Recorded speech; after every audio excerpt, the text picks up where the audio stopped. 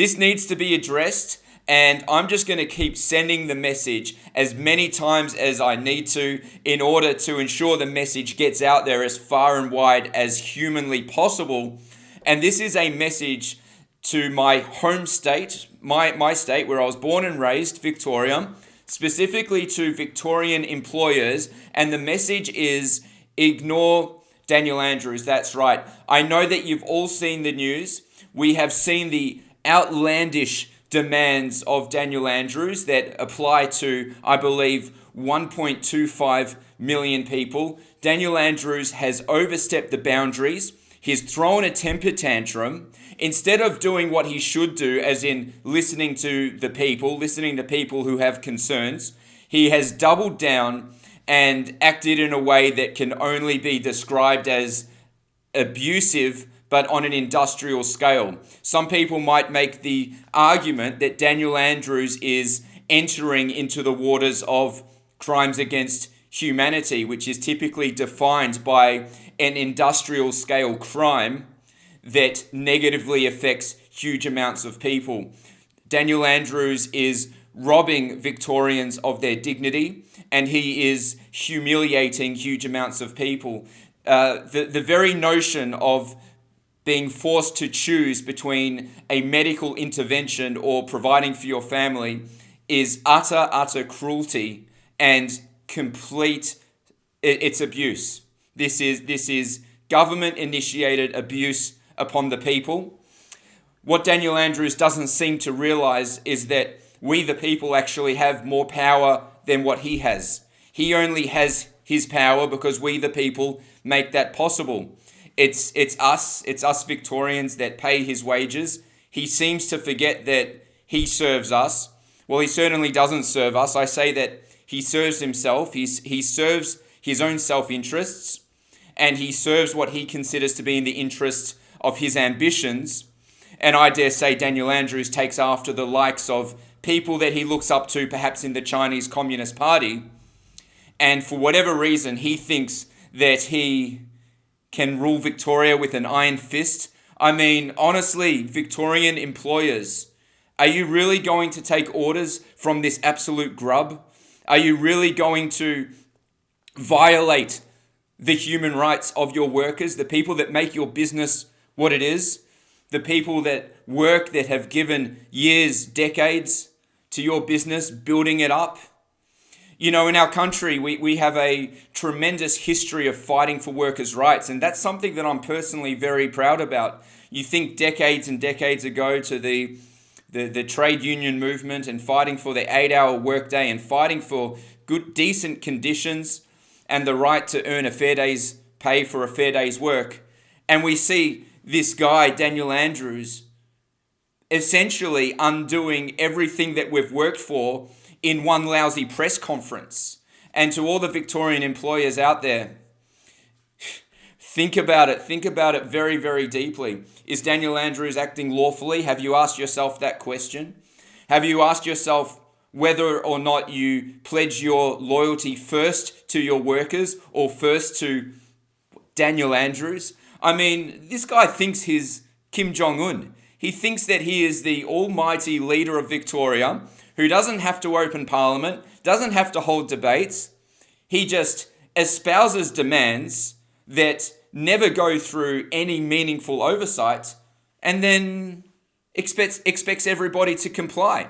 This is the type of behavior and system of governance you'd expect to see in an absolute dictatorship, and we're seeing it here in Victoria, Australia. There is nothing democratic and nothing humane about what this man is requesting from Victorian employers, and it's completely at odds with what we've heard in the past from Scott Morrison. So Andrews is at odds with Scott Morrison, okay? This demand that Daniel Andrews is putting forward, that, as I mentioned, applies to over 1 million Victorian workers, 1.25 I believe was the estimate, is utterly at odds with the position of the federal government. Now, we've seen this from Daniel Andrews before in the past in his relationships with China. I know that a lot of you followed his movements. Since the inception of his tenure as Premier, Daniel Andrews wasted no time.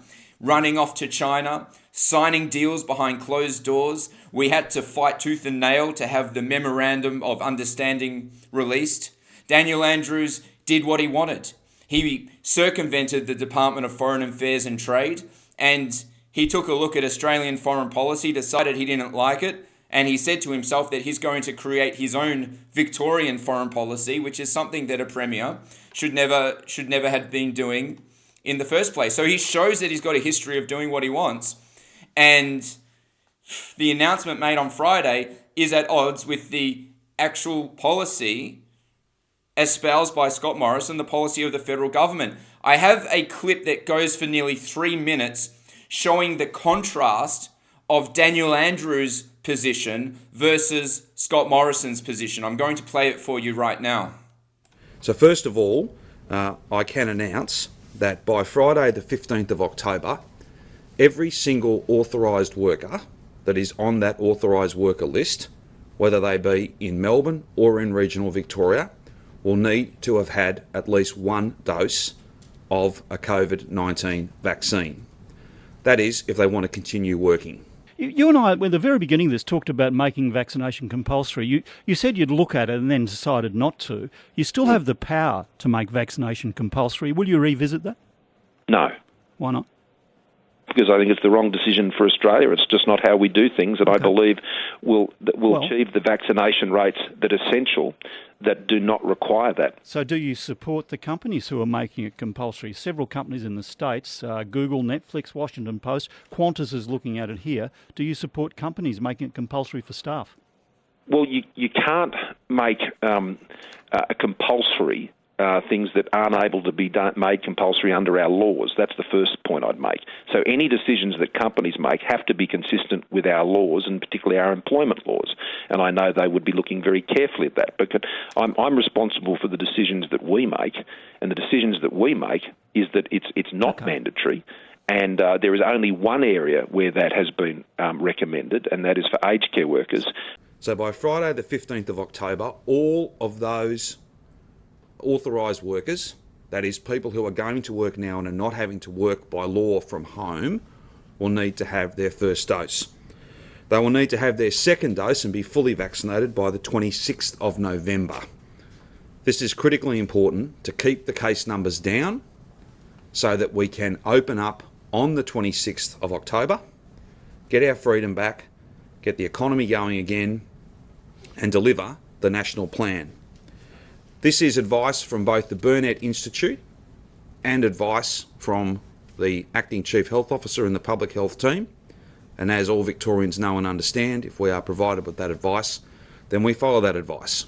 The science is what will get us through this, and it's incredibly important that people who have not had a first dose and are an authorised worker, are moving, are out and about, are part of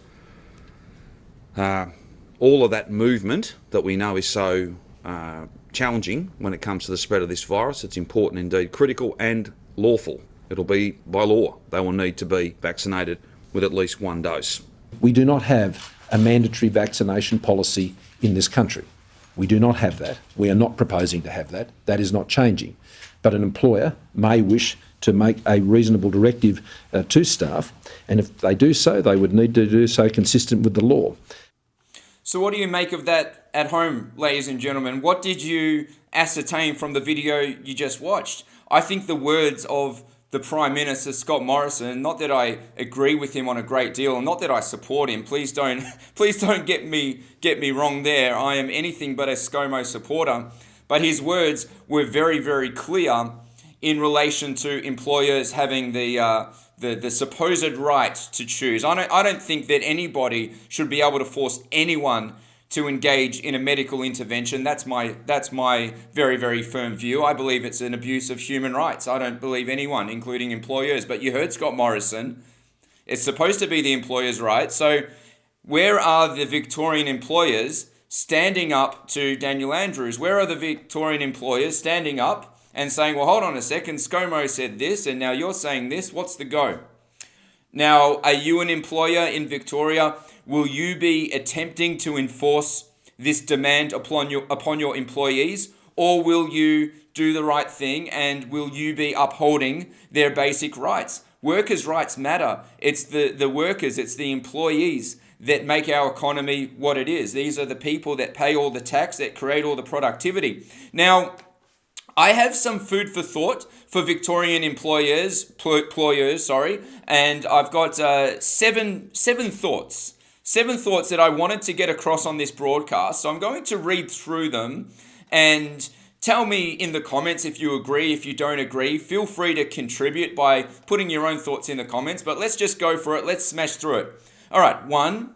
Daniel Andrews' demands are at odds with informed consent, which is a human right. Now, the defining characteristic of informed consent is that it must be without coercion, it must be without pressure or intimidation.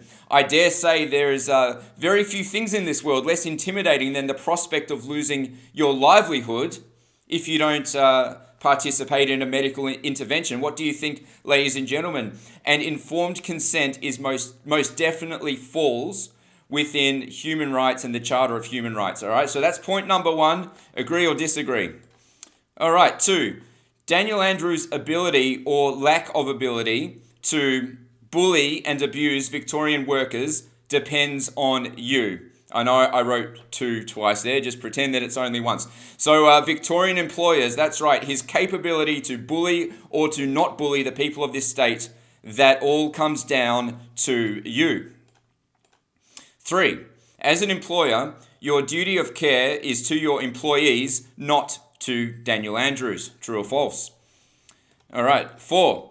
Workers' rights are sacred and must be upheld. As I mentioned before, we have a very rich history fighting for workers' rights in our country, and it boggles the mind to think that all of that hard work could be undone by an absolute grub who happens to be our Premier. All right, 5. It is a civic duty and moral obligation to disobey unlawful and inhumane demands. What do you think at home? True or false? 6. Daniel Andrews is at odds with the position of the federal government. I think I demonstrated that before, or maybe you think I didn't. If you disagree with that, feel free to go ahead and put that in the comments. All right, 7. Daniel Andrews is a power-hungry control freak and should be ignored. All right, that's just my opinion.